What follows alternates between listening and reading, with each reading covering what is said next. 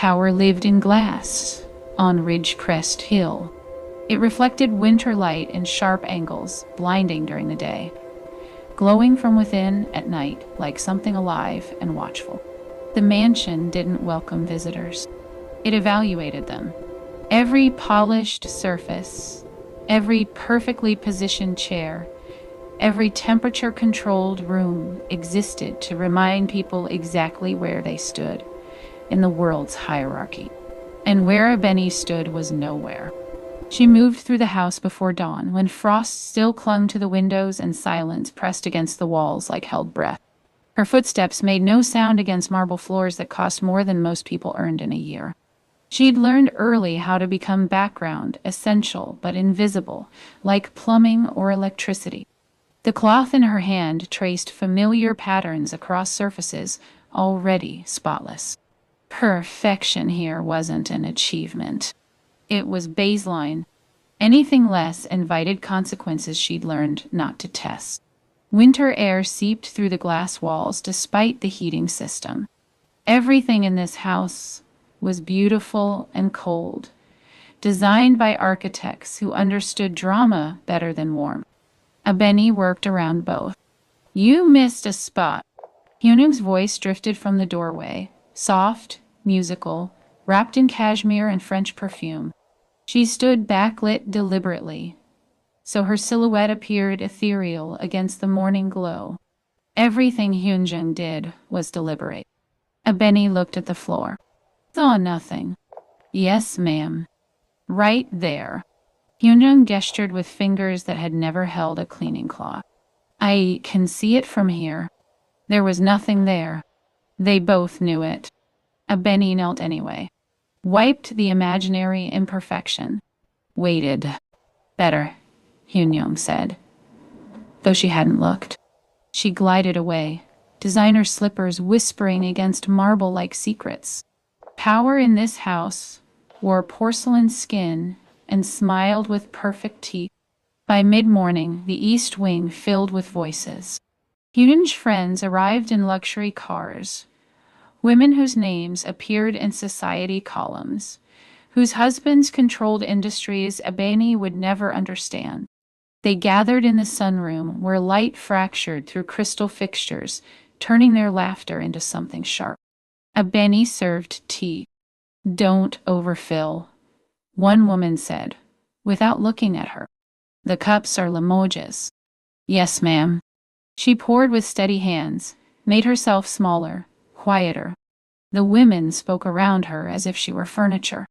"The anniversary banquet will be extraordinary," Hyunjung said, her voice carrying practiced enthusiasm. "Gunwoo insists on understated elegance, but I've convinced him to allow some theatricality." "Will Minister Kang attend?" another woman asked. "If his wife permits it." Laughter rippled. "You know how she is about gatherings she doesn't control." Benny moved between them, refilling cups, removing empty plate. Her presence registered only when something was needed, or went wrong. "This one's new, isn't she?" A woman with diamonds at her throat finally noticed Benny. "Where did you find her?" "Agency," Hyunjung said smoothly. "She's very obedient." The word hung in the air like a price tag. "Does she speak Korean?" "Enough to follow instructions." Hyunjung smiled. "That's all that matters." Benny's jaw tightened imperceptibly. She understood every word, every inflection, every insult wrapped in politeness. But she'd learned that correction was more dangerous than ignorance.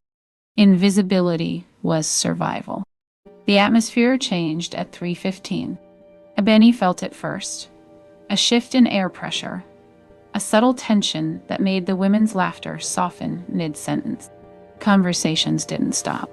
They reorganized themselves. Gunwoo entered the room. He didn't announce himself.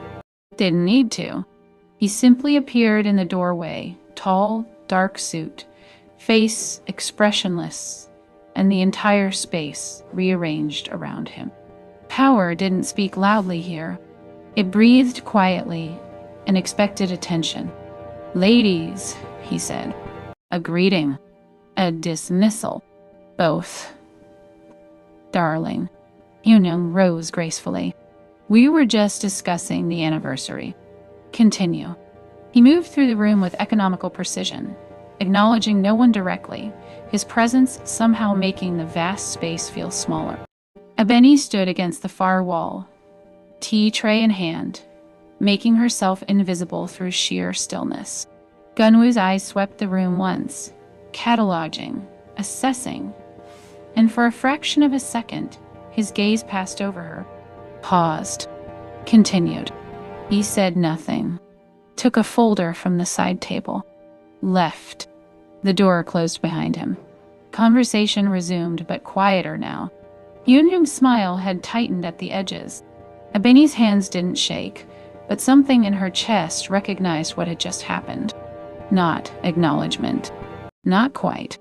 But awareness. He had seen her, not as furniture, not as function, as something his instincts had briefly questioned before filing away. The women left before sunset, trailing expensive perfume and empty compliments. Ebony cleared crystal glasses and porcelain plates, worked her way through the rooms, restoring order to spaces designed to display it. She was wiping down the marble entry table when Hyunyoung appeared at the top of the staircase. For a long moment, the woman simply stood there, studying Ebony the way people study paintings in museums, searching for meaning, finding only what they brought with them. Then, Hyunyoung smiled.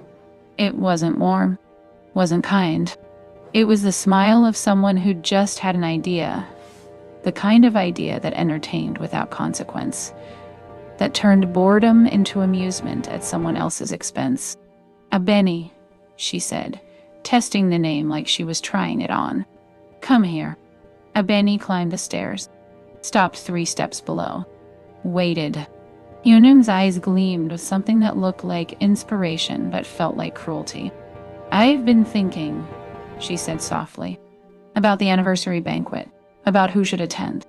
Ebony said nothing. You should come, Hyunyoung continued, her voice honey-sweet. It would be educational for you, to see how people like us celebrate. The words landed with careful precision, wrapped in invitation, weighted with mockery. Ebony understood immediately. Humiliation always announced itself this way, with false kindness and witnesses waiting. That generous, ma'am, she said quietly. Isn't it? Hyunyoung's smile widened. I'll have an invitation sent to your quarters. Black tie, of course. Very formal. She turned away, already dismissing the moment, already imagining the entertainment. Ebony descended the stairs slowly, finished her work, left through the service entrance as winter darkness settled over the glass house. Behind her, lights blazed in every window, power on display, beautiful and cold, and utterly certain of itself. And Hyunyoung stood at her bedroom window, watching the small figure disappear into the night, her smile still in place. She'd just chosen her entertainment. The invitation arrived the next morning, slipped under Ebony's door like a threat wrapped in gold foil. She found it after her shift, 16 hours of polishing, serving, disappearing, when she finally returned to the small room above the garage that the agency called staff quarters. Her hands still smelled of lemon oil and bleach. Ebony didn't pick it up immediately, just stared at the envelope lying on worn linoleum, its expensive paper catching light from the single overhead bulb. She knew what it was, what it meant. 2 days earlier, Hyunyoung had begun planning the anniversary banquet with the intensity of someone waging war. She'd commandeered the dining room, spreading fabric swatches and seating charts across the table like battle maps. Florists came and went. Caterers presented samples. Every detail required her approval, her vision, her control.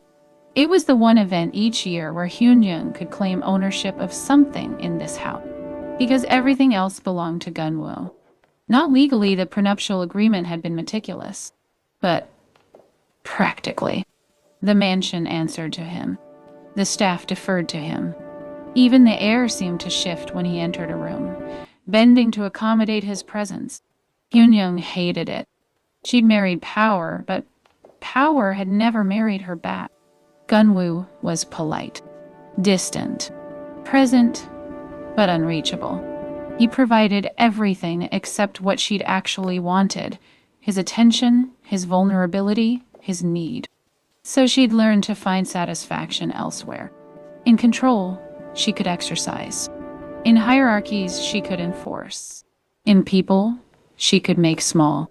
The dress code must be strict, she'd told her friends over champagne that afternoon, her voice carrying that particular brightness that meant cruelty was being planned.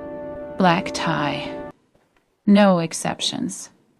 I want elegance, not approximations. The women had laughed, understanding immediately that someone would fail this test. Who are you thinking? One asked. Hyun-young's smile had been delicate, vicious. I'm still deciding. But she'd already decided. She'd seen the way Gunwoo's gaze had paused, however briefly, on the maid, had watched his expression calculate something before filing it away. He'd noticed her. That alone was unforgivable. Now Ebony sat on the edge of her narrow bed, the invitation open in her hands. You are cordially invited to celebrate the 10th anniversary of Mr. and Mrs. Aon Gunwoo. Dress code. Black tie only. Saturday, 7:00 p.m. The paper was heavy, textured. The kind of quality that announced wealth before you read a single word. Gold lettering caught the light and threw it back sharp enough to cut. Ebony's face remained still, but her mind worked quickly, cataloging implications. Black tie. In 3 days. On a maid's salary. Hyun-young knew exactly what Ebony owned. Had probably inventoried it mentally while issuing passive-aggressive commands about proper storage of cleaning supplies. This wasn't an invitation. It was a trap. Show up underdressed and become the evening's entertainment. The poor girl who didn't understand her place, who'd mistaken kindness for inclusion. Don't show up and confirm what they already believed. That people like Ebony knew better than to reach above their station. Either way, Hyun-young won, dunch. Ebony sat in the silence of her small room, holding expensive paper in work-roughened hands. She didn't cry, didn't crumple the invitation, didn't indulge in the anger building behind her ribs. She simply recognized the shape of cruelty when it arrived, dressed as generosity. Outside her window, the main house glowed against the night sky. Every window blazing, power on display. Inside, Ebony stared at gold, lettering that reflected light like a blade, and made a decision she wouldn't name yet. Not disappearance. Something else. Ebony hadn't always been invisible. The thought arrived unbidden as she stared at the invitation, and with it came memories she'd learned to keep locked away. Remembering who you were made it harder to survive who you'd become. But tonight, alone in her small room with gold foil mocking her from expensive paper, the past surfaced anyway. 7 years earlier, she'd stood in a conference room in Busan with her spine straight and her voice steady, translating words that could either end a war or start a bigger one. The men on both sides of the table had been dangerous, the kind whose politeness was a weapon, whose silence meant calculations were being made. Rival operations competing for control of shipping routes. Legal on paper, anything but in practice. Ebony had been 24, fluent in 3 Korean dialects and the unspoken language of power. She'd worked as a cultural translator for conflict mediators, the person who didn't just convert words, but context, nuance. The difference between insult and negotiation. She'd been good at it. Good enough that dangerous men trusted her to carry their intentions across the table without distortion. Tell them, the man to her left had said in English, that we're willing to discuss revised percentages. Abeni had translated precisely, watched the response, translated back. For 3 days, she'd threaded words between men who would have killed each other in different circumstances. And on the 3rd day, they'd reached an agreement. Hands were shaken. Violence was postponed. Her reputation had grown. That had been her life, traveling between conflicts, speaking languages most people didn't know existed, building bridges in spaces where one wrong word meant blood. She'd been someone respected, necessary. 6 months later, everything collapsed. Testimony, a deposition, simple questions about a negotiation she'd facilitated. Did Mr. Kang say he agreed to the terms as stated? Abeni had paused, replayed the memory, the exact phrasing. No, she'd said carefully. He said he'd consider cooperation, not agreement. But in your report, my report reflected what was said, not what people wanted to hear. The lawyer had smiled thinly. Ms. Abeni, I think you misunderstood the Korean phrasing. I didn't. Perhaps if you reviewed your notes. I don't need to review them. I know what was said. Silence had filled the deposition room. The kind of silence that meant she'd just made a mistake she didn't yet understand. Later, her supervisor had pulled her aside. They needed you to confirm the agreement. But there wasn't one. There was enough of one. You just had to interpret generously. Abeni had stared at him. You're asking me to lie. I'm asking you to be practical. She'd refused. The consequences came quickly. Her contract wasn't renewed. References went cold. Clients who'd praised her work suddenly had scheduling conflicts. Then, immigration called. Her work visa, sponsored by the mediation firm, was being revoked. Inconsistencies in her application, they said. Issues with her documentation. Nothing she could fight. Everything technically legal. She'd had 2 weeks to leave the country or find new sponsorship. No one would sponsor her. Not after she'd been labeled difficult, unreliable, someone who didn't understand how things worked. Abeni had fought anyway. Filed appeals, sought legal help she couldn't afford, and learned what happened to people who chose truth when powerful men preferred convenient fiction. Systematic erasure. One bureaucratic roadblock at a time until she simply stopped existing in official records. Until the only way to stay was to disappear into work that didn't require paperwork. Housekeeping, cleaning, service jobs paid in cash for people willing to be invisible. Abeni blinked, pulled back to the present by the sound of footsteps outside her door. Someone heading to the main house for night shift. She looked down at herself, at the plain clothes that had replaced tailored suits, at hands that once held diplomatic documents now calloused from scrubbing floors. The invitation sat on her bed, gold lettering catching light. 7 years ago, she'd translated for men like Gunwoo, had sat across tables where power negotiated with itself, had been essential. Now she cleaned their houses. Abeni stood slowly, crossed to the small mirror above her sink, studied her own face, older, quieter, but still hers. Hyunyoung thought this banquet was about humiliation, about putting Abeni in her place and watching her scramble. But Abeni understood something Hyunyoung didn't. This wasn't about food or celebration or even mockery. This was about control, about reminding everyone, especially herself, that Hyunjung could decide who belonged and who didn't, who was worth noticing and who existed only to serve. Abeni had seen this before, in conference rooms and depositions, in the moments before powerful people decided someone had become inconvenient. She'd lost everything once by refusing to play along. The question now was whether she'd learned to survive by disappearing, or whether some part of her still refused to be erased. For 2 days, Abeni carried the invitation in her pocket and said nothing. She worked her shifts, polishing marble that needed no polishing, arranging flowers that would die in perfect vases, serving tea to women who never said thank you. The invitation pressed against her hip like a question she hadn't answered yet. Go or disappear. Survival had always meant choosing disappearance, keeping her head down, making herself so small that cruelty passed overhead without landing. But something in her chest, quiet, long suppressed, kept whispering, "Not this time." Only. On Thursday evening, Abeni took the bus to the neighborhood where other invisible people lived. Jiwon's apartment was on the fourth floor of a building that leaned slightly, as if tired.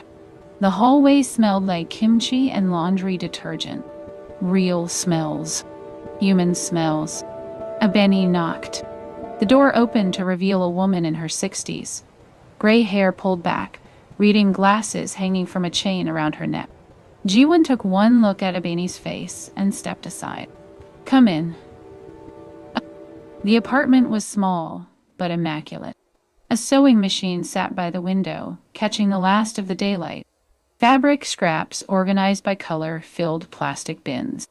A lifetime of mending other people's clothes had left its mark in careful order. Abeni sat at the small kitchen table.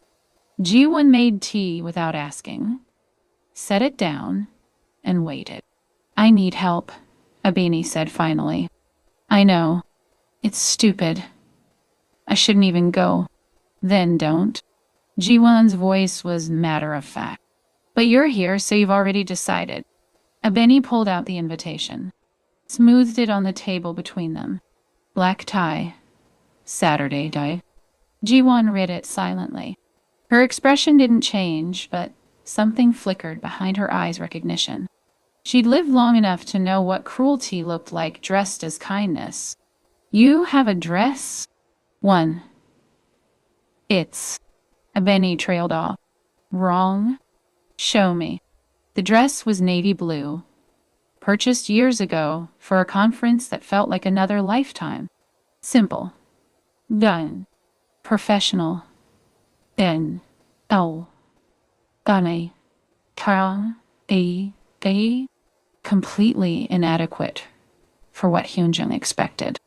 Jiwon laid it across her worktable, studied it with the focused attention of someone who understood fabric the way others understood language. "It's good material," she said. "Just lost.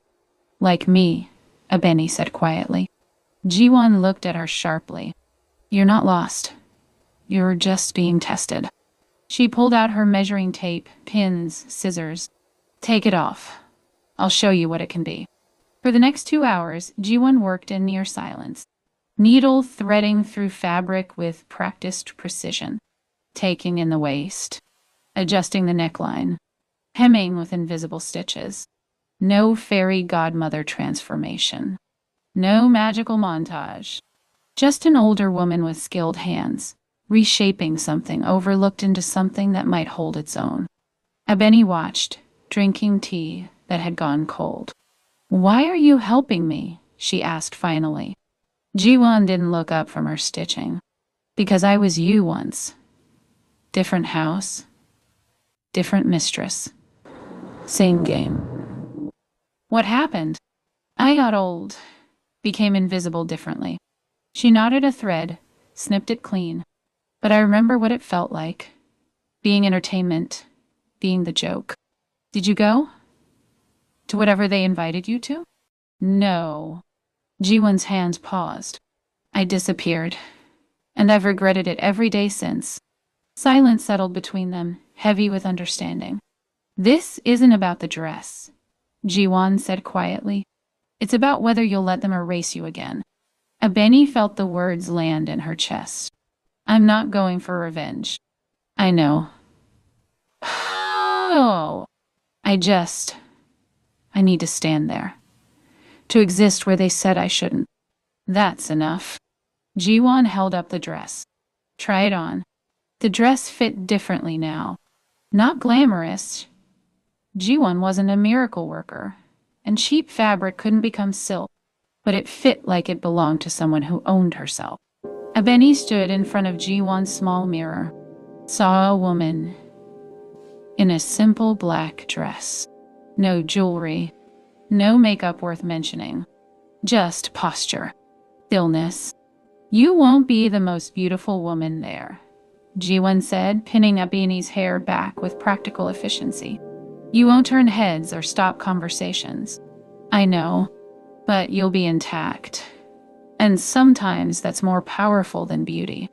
Abeni met her own eyes in the mirror, recognized someone she'd almost forgotten. The woman who'd stood in conference rooms and refused to lie. Who'd lost everything and survived anyway. Not powerful, but not broken. Saturday evening arrived cold and clear. Abeni dressed slowly in her small room. The altered dress, borrowed shoes that pinched slightly, hair pulled back simply because she had no other option. She looked at herself one last time before leaving. Not impressive, not intimidating, just present. She stepped outside into winter air that bit through the thin fabric. The main house glowed in the distance, every window blazing with light and laughter, and the certainty of people who'd never questioned whether they belonged. Abeni walked toward it, not to win, not to prove anything, simply to exist in a space that had tried to erase her. She didn't look powerful, but she felt intact. And tonight, that would have to be enough. The mansion gates opened at 7:45. Abeni had waited deliberately, late enough to avoid the initial crowd, early enough that her absence couldn't be used as evidence of cowardice. She walked up the curved driveway alone. No car, no escort, just footsteps on imported stone. Light spilled from every window. Music drifted through glass walls, string quartet, expensive and precise. Silhouettes moved behind the illuminated facade like shadow puppets performing wealth. Abeni climbed the front steps, the ones she normally entered through the service entrance to avoid. She opened the door. The entry hall was full of people in their finest armor, tuxedos sharp enough to cut, evening gowns that cost more than Abeni earned in 6 months. Conversation flowed like champagne, easy and expensive. Then Abeni stepped inside. The change was subtle at first. A pause in the nearest conversation. Eyes lifting. A woman's hand freezing mid-gesture as she registered something wrong in her peripheral vision. The silence spread like ripples. One conversation stopped, then another. Then a cluster near the grand staircase. The string quartet played on, oblivious. But underneath the music, a hush expanded through the room, not dramatic, not sudden, but inexorable. People turned. Abeni stood in the doorway, still in her borrowed shoes and altered dress, spine straight, hands loose at her sides, not apologizing, not shrinking, not performing humility or surprise, just present. "Is that the maid?" The maid. Did she actually? How embarrassing. Whispers slithered between polished guests. Judgment rendered in raised eyebrows and barely concealed smirks. This was what Hyunyoung had wanted, the spectacle, the proof that some people didn't understand their place. Across the room, Hyunyoung's champagne flute stopped halfway to her lips. Her expression cycled through surprise, delight, then carefully constructed concern. "Oh," she said, loud enough to carry. "Oh dear, Abeni darling. There must have been some confusion." But she didn't finish, because Gunwoo had noticed. He'd been standing near the far wall, listening with polite disinterest to a businessman explain market projections. But something had changed in the room's atmosphere. A shift in pressure, a disturbance in the carefully orchestrated harmony. Gunwoo's instincts registered it before his conscious mind did. Wrong. Something was wrong. Not dangerous. Not threatening. Just disruptive. He turned and saw Abeni standing in the entrance, surrounded by silence and stares, wearing a simple black dress that should have been forgettable. But she wasn't forgettable. Gunwoo's mind cataloged details reflexively. Her posture, the controlled stillness, the absolute lack of apology in her bearing. He'd seen that stance before. In negotiations. In moments when people chose truth over survival. His eyes narrowed slightly. The room's cruelty suddenly became visible to him. All these elegant people united in judgment, feeding on someone else's humiliation. Hyunyoung at the center, orchestrating, and the woman at the door, refusing to give them what they wanted. Gunwoo moved forward. The crowd parted automatically. They always did. He crossed the marble floor with measured steps, leaving his conversation unfinished, his champagne abandoned. Every eye tracked his movement, confusion, replacing mockery as they tried to understand what was happening. Hyunyoung's smile wavered. Gunwoo, I was just explaining to Abeni that there's been a misunderstanding. He didn't acknowledge his wife. Gunwoo stopped 3 feet from Abeni, close enough to speak quietly, far enough to maintain formality. Their eyes met, and something clicked. Recognition flickered across Gunwoo's face, not of a person, but of a quality.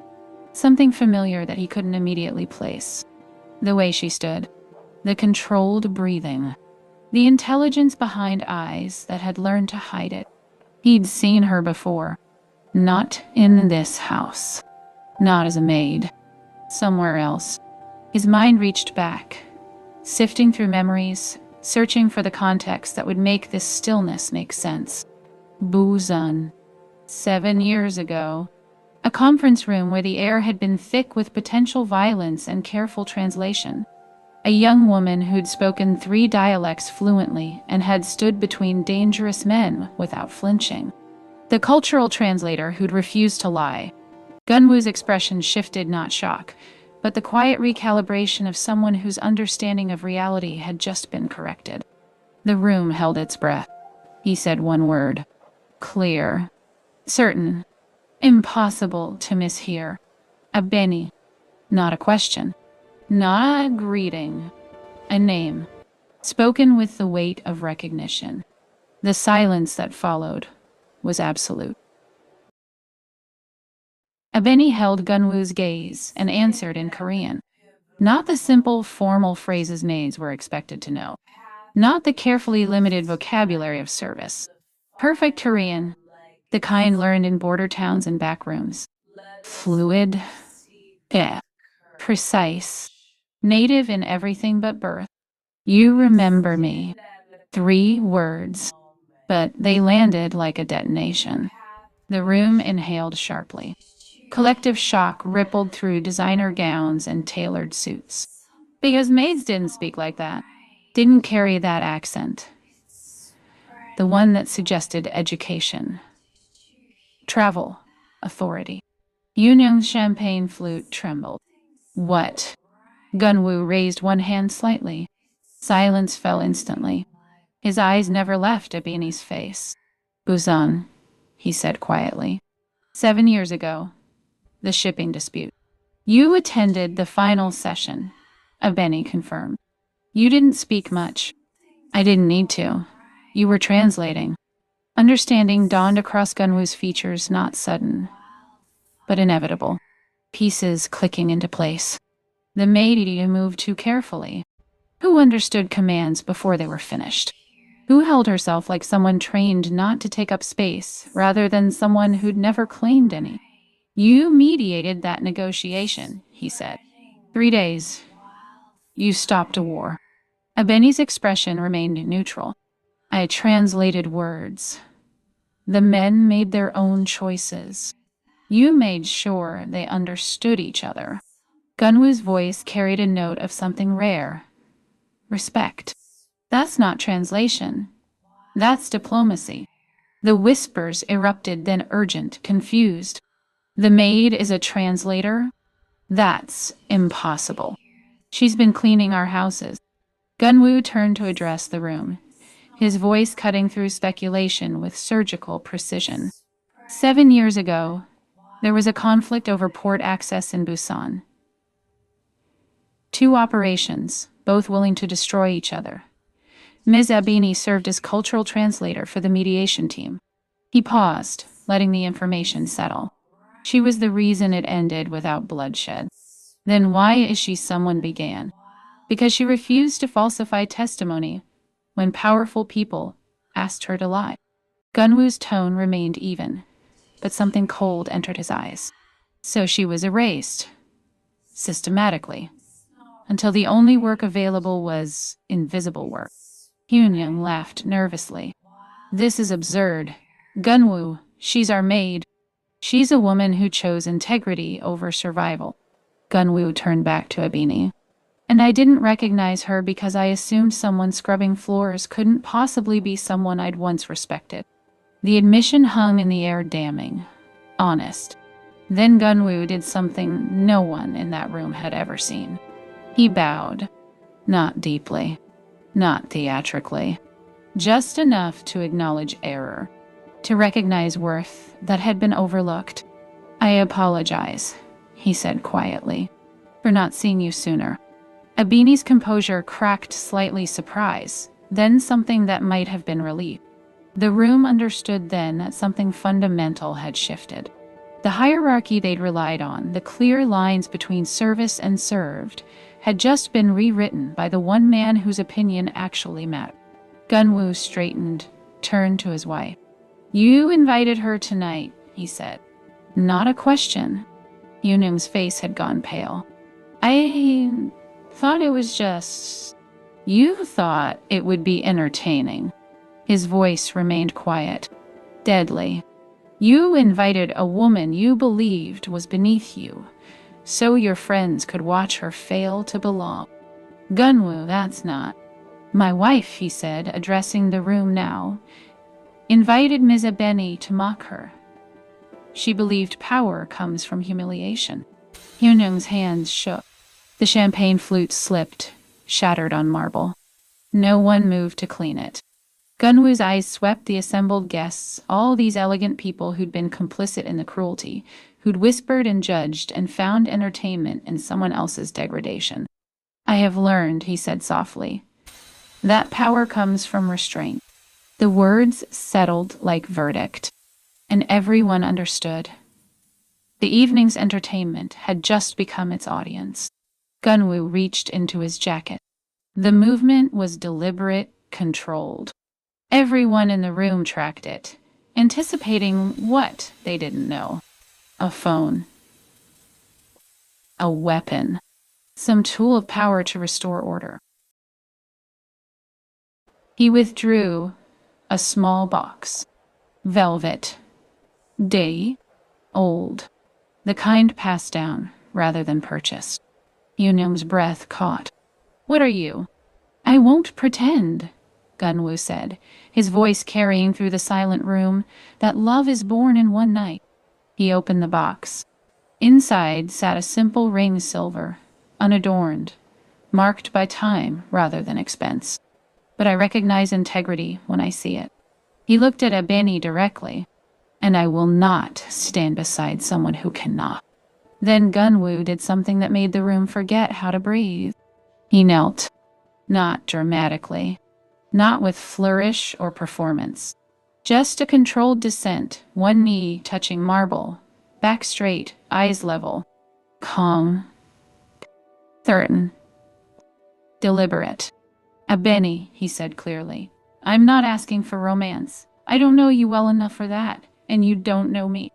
The honesty was brutal, refreshing. But I know what you chose when it cost you everything. I know you refused to compromise your integrity even when compromise would have saved you. He paused. That's rare, especially in my world. Hyunyoung made a strangled sound. No one looked at her. I'm asking for partnership. Gunwoo continued. Not possession, not rescue. An alliance between two people who understand what it costs to stand by principles when it would be easier to kneel. He held out the ring. Will you stand with me not above, not below, but equal? The room was utterly still. Abeni looked at him. At the ring. At Hyunyoung, whose face had drained of all color. At the assembled guests, frozen in shock and fascination. This was the moment Hyun-young had orchestrated public spectacle. Judgment rendered, hierarchy confirmed. But the script had been rewritten. Abeni's voice, when it came, was quiet but clear. No. Gasps rippled through the crowd. Gunwoo's expression didn't change. He waited. I don't accept proposals built on spectacle, Abeni said steadily. And I don't belong to anyone's revenge. She let the words settle. Let Gunwoo understand she saw exactly what this was: a public repudiation of his wife. A reclamation of power. A statement made at someone else's expense. But, she continued, I believe in rebuilding what power breaks. She extended her hand. Not to take the ring, to help him stand. Gunwoo rose slowly, surprise flickering across his features. They stood face to face. Equal height, equal ground. I will consider your proposal, Abeni said. Not here, not now. Not as performance. She glanced at the ring, then back at his eyes. If you're serious about partnership, about respect, not ownership, then ask me again when there's no audience. When it costs you something to be honest instead of earning you applause. The room held its breath. Gunwoo studied her for a long moment. Then something shifted in his expression, respect deepening into something that might eventually become understanding. He closed the ring box, nodded once. Fair terms, he said quietly. He turned to address the room one final time. The banquet is over. Please leave. Not a request. A command. People moved immediately, setting down drinks, gathering coats, whispering urgently. The carefully orchestrated evening collapsed around Hyun-young, who stood frozen near the shattered champagne glass, watching her husband dismantle everything she'd built. Gunwoo didn't look at her, didn't acknowledge her presence. He simply waited as the room emptied, standing beside Abeni in a silence that felt more solid than any vow. When the last guest departed, he spoke quietly. Thank you. For what? For not letting me use you the way she tried to. Abeni nodded. Ask me again in a month. Privately. With honesty instead of theater. And if I do, she met his eyes. Then I'll give you an honest answer. She walked toward the door, spine straight, borrowed shoes clicking against marble. Behind her, the glass mansion held its breath.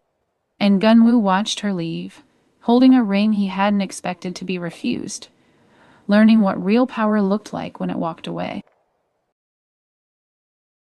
Hyun-young left her own anniversary banquet alone. Not immediately. She'd stood frozen in the empty ballroom for 10 minutes after the last guest departed, surrounded by abandoned champagne glasses and uneaten hors d'oeuvres, trying to understand how the evening had unraveled so completely. The script had been simple. Invite the maid, watch her flounder, confirm the hierarchy everyone already understood. Instead, she'd watched her husband kneel to a woman in a borrowed dress. Had watched him expose her cruelty to everyone who mattered. Had watched power, the only thing she'd ever truly wanted from this marriage, walk away with someone else.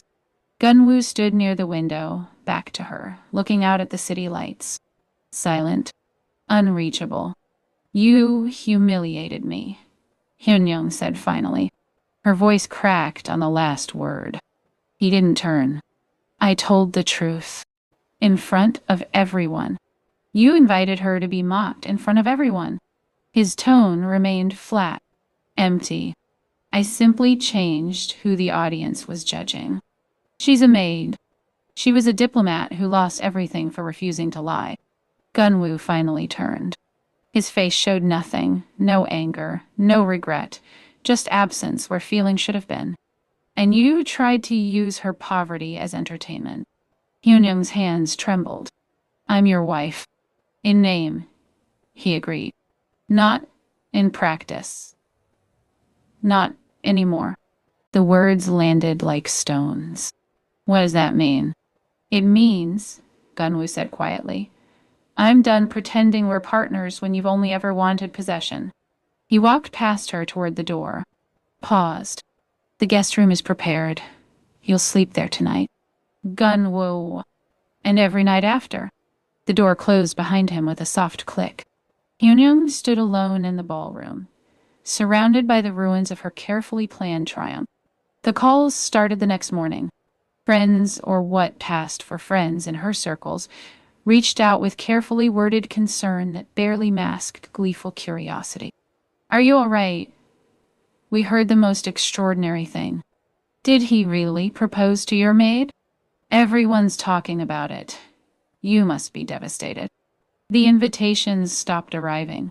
Lunch dates were suddenly postponed indefinitely. The women who'd laughed with her over champagne now whispered about her behind jeweled hands. Hyunyoung had spent years building her position in this world, the right parties, the right connections, the right appearance of power through proximity. She'd married Gunwoo for his name, his wealth, his influence. And now that influence had turned against her, society's judgment, which she'd wielded so carelessly against others, reversed direction with surgical precision. The woman who'd mocked a maid was now the woman humiliated by her husband. The woman whose cruelty had been exposed publicly. The woman who'd lost control of her own narrative. A week later, Hyunjung sat in the mansion's east wing, surrounded by luxury that suddenly felt like a museum. Gunwoo came home each evening but didn't speak to her. Didn't argue. Didn't acknowledge her presence beyond necessary logistics. The emotional detachment was worse than anger. Anger meant she still mattered enough to provoke feeling. This silence meant she'd been categorized as irrelevant. She'd spent her marriage trying to claim power she'd never actually possessed. Gunwoo's power. His reputation. His world. She'd believed proximity was the same as ownership. And now she understood. Power borrowed was never really hers. It could be withdrawn at any moment. The mansion still stood. Her bank account remained full. Legally, nothing had changed. But she'd lost the only thing that had ever made her feel significant, the illusion of control. Hyunyoung looked around the empty room. At furniture worth fortunes. At art she'd never chosen. At a life built on someone else's foundation. For the first time, she understood what Ebony must have felt, the particular loneliness of existing in spaces you didn't truly belong to. The difference was that Ebony had survived with her integrity intact. Hyunyoung had sacrificed hers to gain status, and discovered too late that cruelty was the worst currency. It bought nothing, and cost everything.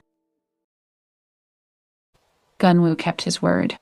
1 month after the banquet, he found Ebony at the small church where she volunteered on Sundays, helping Jiwen sort donated clothes. He arrived alone, no driver, no entourage. "May I speak with you?" he asked. Privately. They walked to a nearby park, sat on a bench overlooking a pond where winter was slowly surrendering to spring. "I'm asking again," Gunwoo said quietly. "Not as spectacle. Not for revenge. Just. Honestly." He didn't pull out the ring. Didn't kneel. "I need someone who understands negotiation.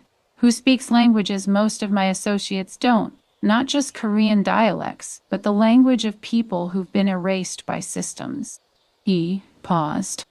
"I want to change how my operations work. Legal fronts. Worker protections. Clean contracts." "Why?" Ebony asked. "Because I've built power on other people's invisibility. And I'm tired of not seeing." Ebony studied his face. Saw. Exhaustion. Sincerity.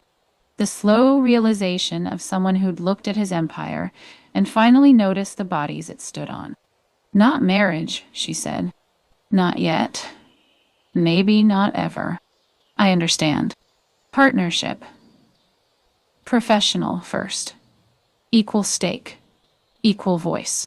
Yes. And if I say your methods are wrong, you listen." Gunwoo met her eyes. "I'll listen. I won't always agree. But I'll listen." Ebony extended her hand. They shook on it. No ring. No vows. Just a contract made between two people who'd both learned what integrity cost. The changes came slowly. Ebony didn't move into the mansion. She kept her small room, maintained her independence, and showed up each morning as an advisor, not a wife. She reviewed contracts, identified exploitation, spoke to workers in dialects Gunwoo's lawyers couldn't understand, found the invisible people holding his empire together, and made them visible. Some of Gunwoo's associates pushed back, called him soft, questioned his judgment. He listened to Ebony instead. Shipping operations were restructured with safety protections. Suppliers were vetted for labor practices. Legal channels replaced shadow ones where possible. Not overnight transformation. Not redemption fantasy. Just the slow, unglamorous work of rebuilding systems. With intention instead of exploitation. 6 months later, Ebony sat across from Gunwoo in his office, reviewing proposals. "The warehouse workers need better ventilation," she said. "The current system violates safety codes. Expensive fix. Cheaper than lawsuits. Or deaths." Gunwoo nodded. Approved. They worked in comfortable silence, two people who'd learned to respect each other's expertise. Partnership without possession. Power shared instead of hoarded. "Do you regret it?" Gunwoo asked suddenly. "Saying no that night?" Ebony looked up. To the proposal. To the spectacle. She considered. "No. You needed to learn that power doesn't buy people. And I needed to prove I wasn't for sale. And now? Now we're building something more valuable than a marriage certificate." She smiled slightly. "We're building trust." Gunwoo returned a smile rare. Genuine. Outside the window, the glass mansion glowed against the evening sky. Still beautiful. Still cold. But different now. Because the people inside had learned to see. Hyuna moved out 3 months after the banquet. Quiet divorce. Generous settlement. She left Seoul entirely. Started over somewhere her name meant nothing. The mansion felt emptier without her presence. And somehow more honest. A year after that terrible anniversary, Ebony stood in the mansion's entrance, the same spot where she'd once been judged, mocked, dismissed. Now, she entered through the front door, not as a maid, not as a trophy, as herself. Workers greeted her by name, respected her opinion, understood that power in this house had been redefined. Power listened now. Power protected. Power did not mock the quiet it learned from it. Gunwoo appeared at the top of the stairs, briefcase in hand, ready for another day of rebuilding what cruelty had broken. Their eyes met. No grand declaration. No fairy tale ending.